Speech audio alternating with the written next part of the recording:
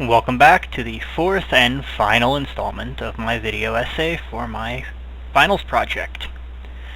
In the last installment, we addressed the issues of addiction in online gaming. Kind of a dark subject, so for the final installment, I'm going to be taking a look at some of the lighter elements, some of the pros, if you will. Primarily, we'll be taking a look at the various social aspects of gaming, the simulated economy in the game with an interesting little real-world comparison, and then getting down to the nitty-gritty business of running and operating an MMO, the profit. Before getting into all the social benefits and features of an MMO, I just wanted to quickly refer back to the Video Game Theory Reader 2 in Chapter 14, Synthetic Worlds as Experimental Instruments, where the essay takes a look at online games such as MMOs and their usefulness as social scientific experimentations. The author describes the use of a server as a petri dish, allowing you to conduct social experiments. And I have to agree with that. The conditions within a virtual world, if handled properly, do allow for a wide variety of social interaction. While some of it can be very shallow, can also be very deep. I've made a number of good friends online. I'm going to start by taking a look at some of the social features that are common to pretty much every MMO.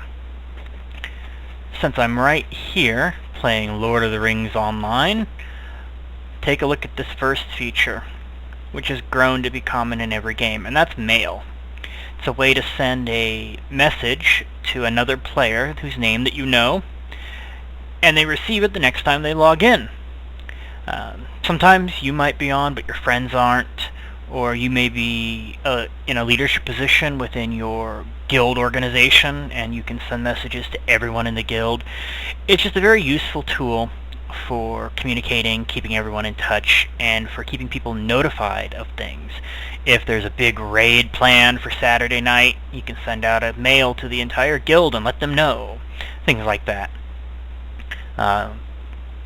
Some games, World of Warcraft, Lord of the Rings, even allow you to send items through the mail. I can send money to somebody. I can attach an item and send it to them for a fee. I can even send them money and charge a cash-on-delivery fee.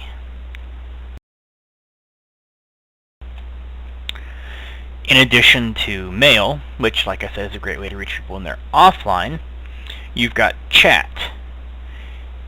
I'm a bit of a communications addict when it comes to gaming, and am typically in a leadership position, so I have 3 separate chat windows that I maintain. Smaller one for a global chat channel, just a kind of a global lobby for everyone to just hang out in. Smaller one at the bottom, which has the standard messaging for instant messages, direct tells, whispers, and the in-game messages. And then one up top, which I separated out specifically for messages from my kinship, the Lotro Lord of the Rings equivalent to a guild. Instantaneous direct communication with anyone who's in that channel. If I type a message for my kinship, anyone who's online in my kinship will see it. If I type a message for the global looking group, for the GLFF channel, anyone in that channel will see that message pop up.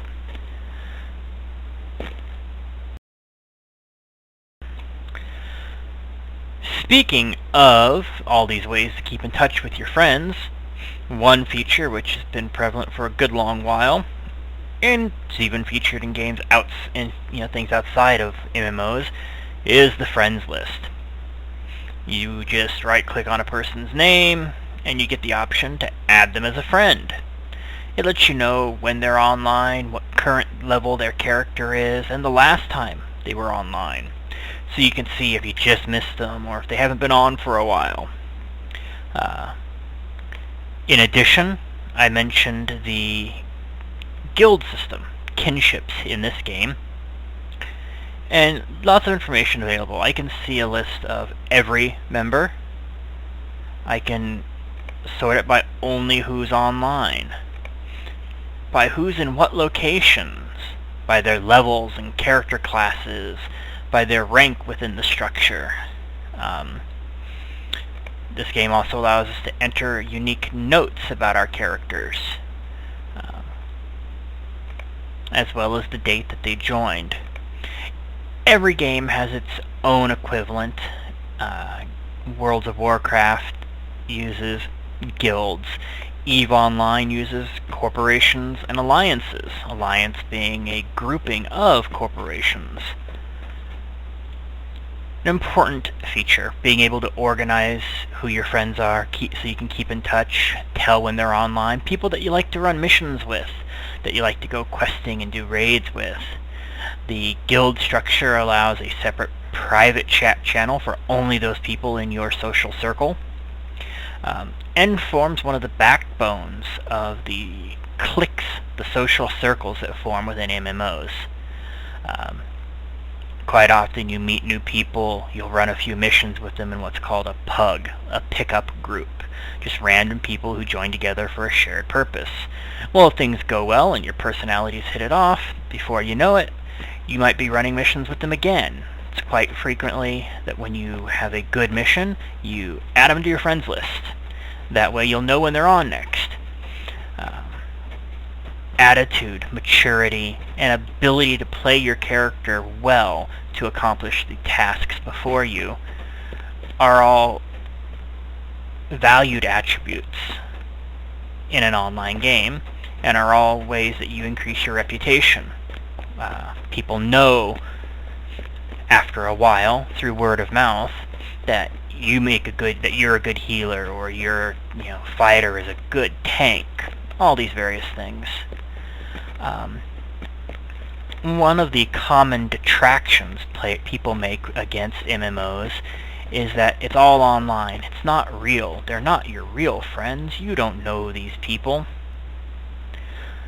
And while a lot of times you will never have direct personal contact with the people you are playing the game with, a lot of people play MMOs with people that they know in real life. Roommates, brothers, cousins, friends from work. Quite often that's one of the ways in which you originally get introduced to a new game, or to a guild. Casual conversation in the lunchroom at work, things like that. Now, having looked at some of the common social features within games, there's one more I did want to mention real quickly, and that's the group locator. I had mentioned the pickup groups earlier, and one of the features that makes those pickup groups possible is the looking for group feature. Quick command, click on a button or two, and your character gets added to a list of people who are currently interested in joining up for a group outing, to run missions together, to do quests. When you log on in the middle of the night and none of your friends are online, it's a great way to just say, wow, I need to join any group of people. It's also an interesting way to meet new people. Unlike a single-player game where you handle all of it on your own, mid-range to high-end content, you pretty much have to have a group. So if you don't have a reliable guild or circle of friends who share your gaming times, those random people become your new friends over time.